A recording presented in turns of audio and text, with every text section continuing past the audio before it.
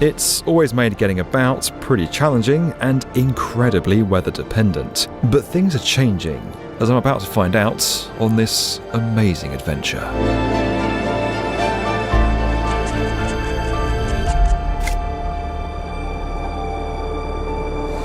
But unfortunately for me, it all starts with this rather terrifying looking tunnel.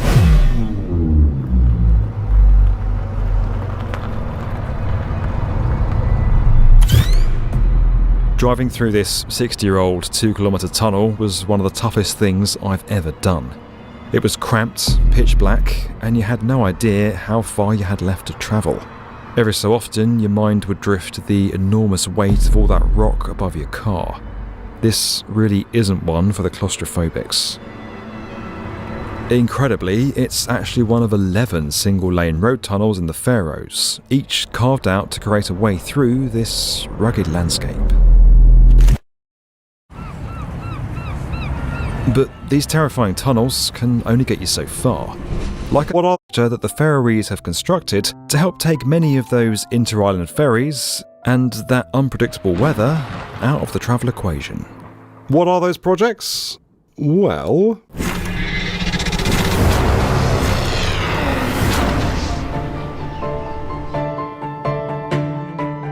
undersea tunnels. I'm stood here at the entrance to one between Eysturoy and Streymoy, the largest of the islands where the capital of the Faroes is. It's one of 4 tunnels that now connects these pieces of land beneath the waterways, and I'm about to drive through 2 of them. They're both the newest and the longest, and on the way, I'm going to find out how they were built. We're now in the Eysturoy tunnel, and as you can see, it's completely different to that last tunnel I was in. Much more modern, there's lights, which is quite nice for a driver. Overall, the Eysturoy tunnel network is more than 11 kilometres long and cuts journey times between Tórshavn and the village of Runavík from over an hour to just 16 minutes. What really makes this tunnel unique is that roundabout. To allow drivers to head in one of 2 directions once they hit the midway point, the world's first undersea roundabout cleverly splits the Eysturoy tunnel in 2.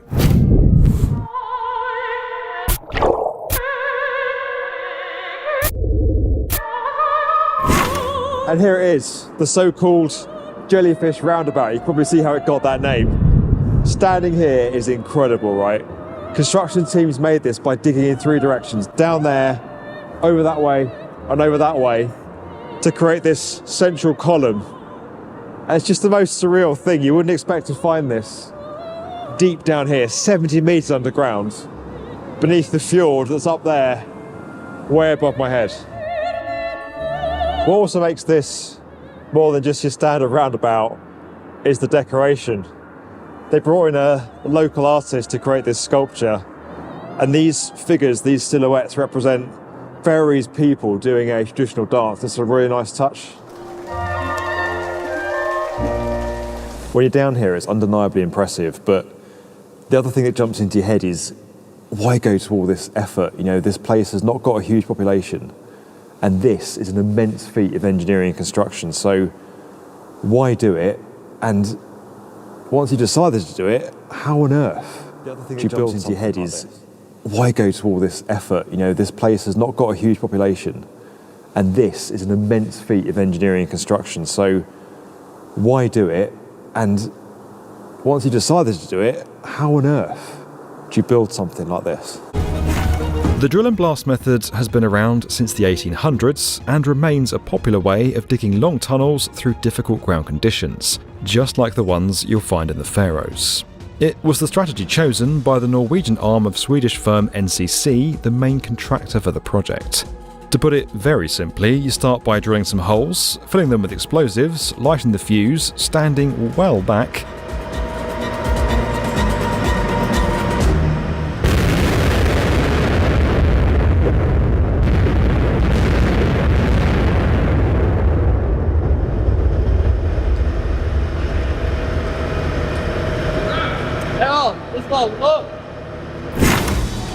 and then clearing away the debris.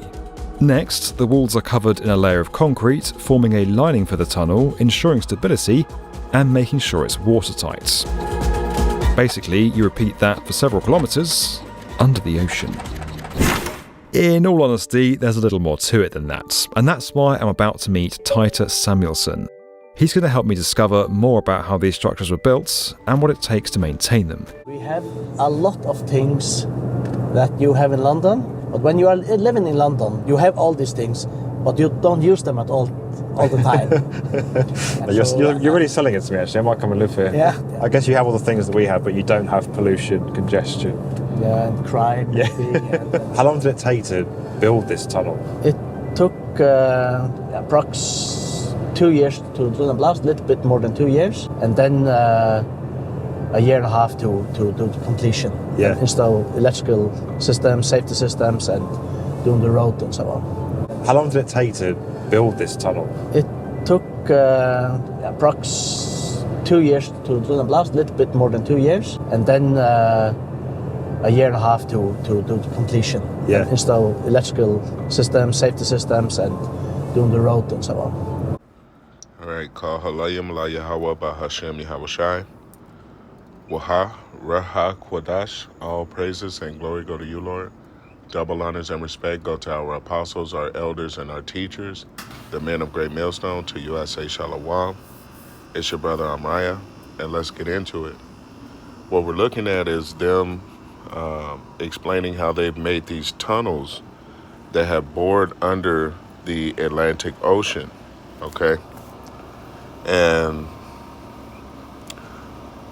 this is quite an extensive network of tunneling down under the sea in an area that, if you watch the video, which I may put a link to the video in the description portion of this video, that doesn't have a population more than, say, that could fill a professional football stadium. There's only like 60 to 100,000 people in this area. And they built this expensive underground highway that goes under the ocean. And as you can see, we're going to zoom in a little bit. It goes down to 190 meters. Okay. Literally 190 meters. They've started off on several different islands and connected the networks. And only the Lord knows exactly what else exists down here. But I reassure you, they didn't build this network for 100,000 people at max. This is not what they built this for. This is them, as Amos 9, which we'll get here in a minute. This is them tunneling into hell. This is them planning to hide from World War III. This is them planning to hide from the Lamb, Yahweh, Shai HaMashiach. This is them building a network of escape for the elite of the world, okay? And you remember this tunnel, Estorroy, I don't know how to quite say it, but this tunnel is where you're going to find a lot of the so-called elites when the Lord returns and begins to hunt them down, okay? So this tunnel was not built for some, communal parkway for people to travel. This was built, I promise you, to hide from the great day of the Lord, okay? But let's watch a little bit more of the video. Fjord. You just have to do all the things that the geologist advise you to do. Yeah. So it's not there usually. You see, with an undersea tunnel, once you've dug the hole and lined it, the battle to keep the water out isn't over. Leaks can still happen even after completion, and that means there has to be a system in place to deal with them. Hidden away next to the tunnels are a series of pumps and pipes that direct all that unwanted water back out again. This is one of the rooms where that process takes place, and it happens to be at the deepest point in the entire Faroe Islands, 190 metres below sea level. Oh wow, amazing. So you can taste the Atlantic Ocean there? Really? So why does this place exist? Why do you have these pump units? Yeah, this is a reservoir here. So the water which is running into the tunnel from the ocean and the seabed, it runs in here before it's pumped out. This is a solid rock tunnel you've dug. Why is there water coming in? Why do you have to pump water out? Yeah, water is coming through cracks in the rocks, coming into the tunnel. Small amounts of water, relatively small amounts of water. We can hear the pumps now. Yeah. But normally they are just running over the night. Yeah. Because we have more green energy during the night. Now, this complex system isn't unique. All of the undersea tunnels in the Faroes have pumps like this, including the brand new one. But before I go and see that, I'm keen to understand where all that green energy. Notice they're using these ugly old maps that have no accuracy to them because they're hiding something here. Covered in lakes and rivers, surrounded by fierce tidal waters and prone to strong Atlantic winds, the Faroe Islands is the perfect place for renewable power. Now, you don't have to go far to see examples of renewable power generation on the Faroe Islands. You can see the waterfall behind me and the rate at which water is falling down this mountain. Same thing is happening in these pipes over here. All right, enough of the video. So let's get to the point, okay? What they have here, they've created themselves a nice little network of highways, byways, and crevices under the Atlantic Ocean so that they can hide themselves from the great day of the Lord, okay? And we can find that the Lord already knew this plan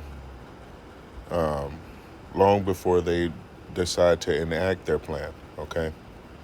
This is Amos chapter 9. I'll begin at verse 1. It says, I saw Yahweh standing upon the altar, and he said, smite the lintel of the door, strike the lintel of the door, that the posts may shake, and cut them in the head, all of them, and I will slay the last of them with the sword.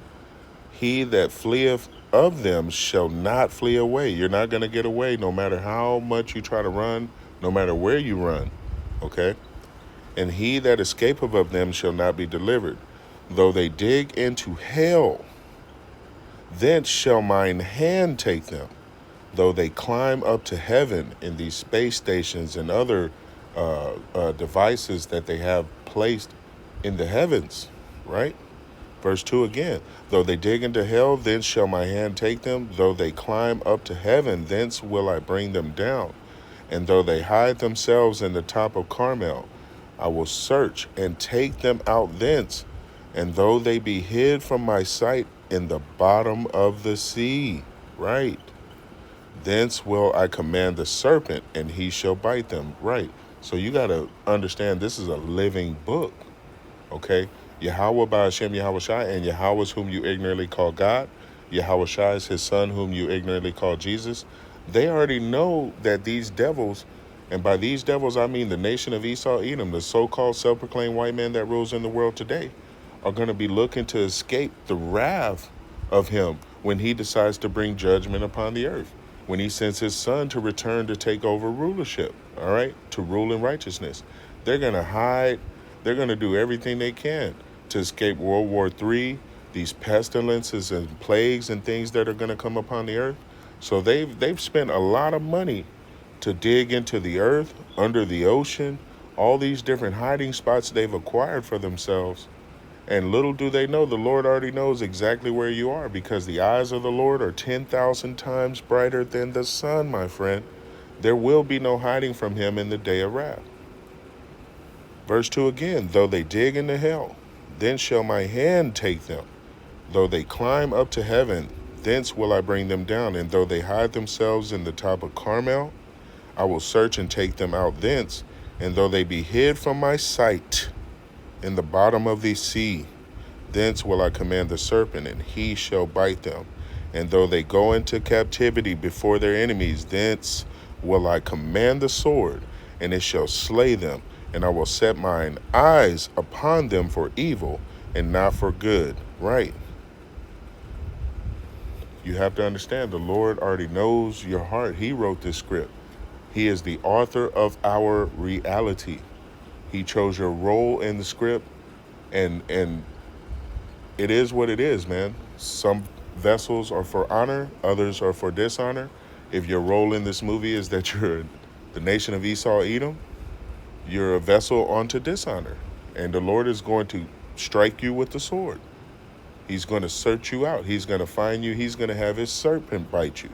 He's going to bring you down from heaven. He is literally going to remove you out of rulership. And there is nothing you can do about it, Esau, Edom, okay?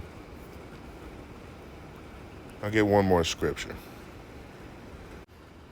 All right, this is the last set of scriptures I'm going to grab for the night dealing with this subject. But just know your enemy, Esau, Edom, and some of these other heathens, and maybe even some from your own nation that have become buddy-buddy with your enemy, are seeking to hide from the wrath that is going to come from Yahweh Ba'ashem Yahweh Shai.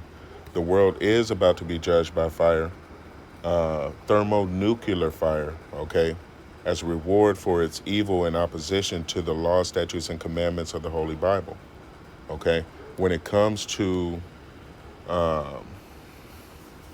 the timing of this all, time is running out for your enemy, okay? The nation of Esau, Edom knows his time is about up.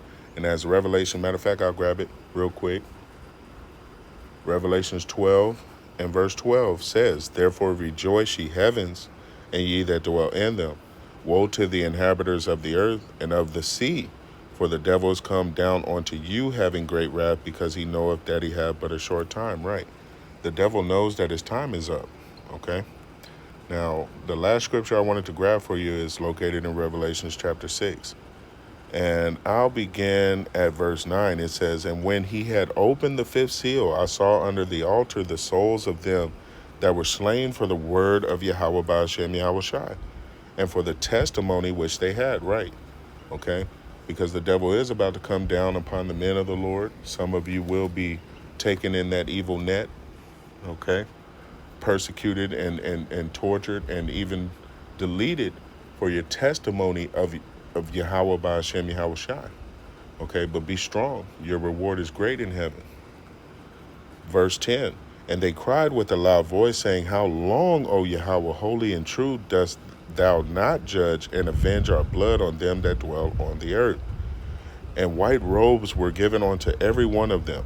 And it was said unto them that they should rest yet for a little season, until their fellow servants also and their brethren that should be killed as they were should be fulfilled." Right. Everything is done decently and in order. Okay. The Lord has a time for everything, including the return of his son, Yahweh Shai HaMashiach.